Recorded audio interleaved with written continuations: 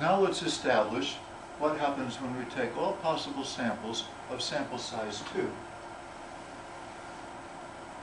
Taking sample size 2, we can generate the following samples of all possible samples, including replacement. We can do 2, 2, 2, 3, 2, 10. We can also do 3, 3, 3, 2, 3, 10. And we can also do 10, 10, 10, 2, and 10, 3. Notice that there are 3 squared, or 9 possible ways that we can arrange 3 things 2 at a time. And that there are across here a width of 2 because we're taking them 2 at a time. Now let's calculate the column of the means of these samples. The mean of the first sample is 2. The mean of the second sample is 5 halves. And the mean of the third sample is 6. And 3 and 5 halves, and 7, 3 and 1/2, 6 and 1/2, 13 halves, mean 10. Mean 10 and 2 is 6 again, 10 and 3 is 13 halves again. Now, if we add up all these numbers and we want to ascertain the mean of the means, then all of the numbers added up will generate 45. And if we divide by the number of samples that we have, 9, we find that mathematically the mean of the sample means is also equal to the mean of the population. So we have proven it for one example. Now let's prove it in general.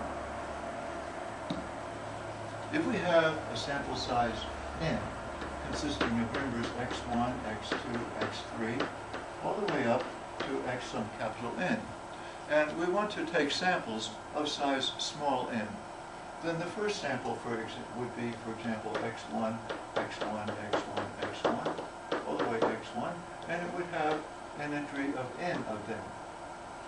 The second one would be generated by putting an x2 in front, followed by the same number of x1s. Now the question is, how many different samples, and the last one, by the way, would be xn, xn, xn, xn, all the way n times. Now, let's ask the question, how many rows, or how many different samples of size n can we take from a population of large n? The first entry can be chosen in different ways. Since we're allowing replacement, the second entry can also be chosen in different ways, and so on for the third and the third and the third. So there are n to the small n different ways of arranging these capital N things small n at a time.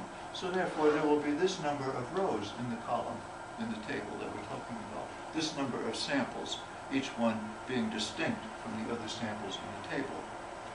Now I want to address the question, if I added up all of the entries in this table, for now I have a table that is small n columns and capital N to the small n power rows, if I added up all the entries in this table, what would all the entries accrue to? The first thing to notice is that how many times does x1 occur, and how many times does x2 occur, and how many times does x1 occur?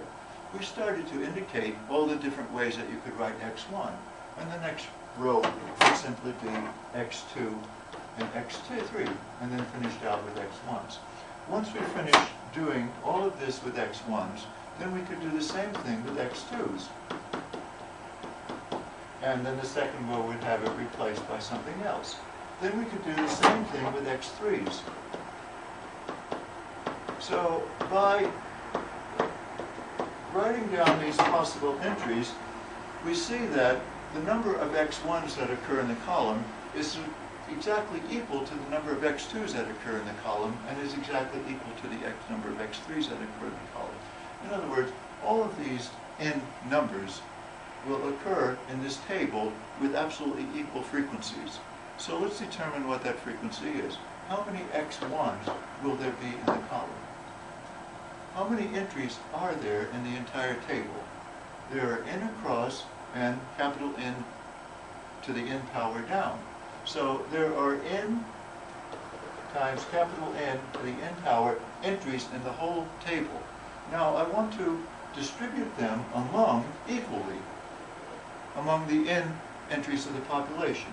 Since they're distributed equally, then I have to divide the number of entries into the table into capital N equal pieces. Therefore, there will be small n, capital N to the n over capital N number of x1s, or in other words, n to the n minus 1, x1s. How many x2s will there be? Also the same number. How many x3s? So what we have established is that the total number of x1s in the table is given by this. The total number of x2s is given by this, and the total number of x3s is given by that. Now suppose I wanted to add up all of the entries in the table to produce one number that is the sum of all entries in the table. Then I would add this to this, and add this to this. I would add them all together. They all have the common factor n, capital N to the n minus 1. So the total sum of all the entries in the table would be n to the n minus 1 times x1 plus x2 plus all the way up to xn, capital N. This then is the sum of all entries in the table. So we've established this very important result, that the sum of all entries in the table is n, capital N to the n minus 1 times x1 plus x2 plus x3 all the way up to xn.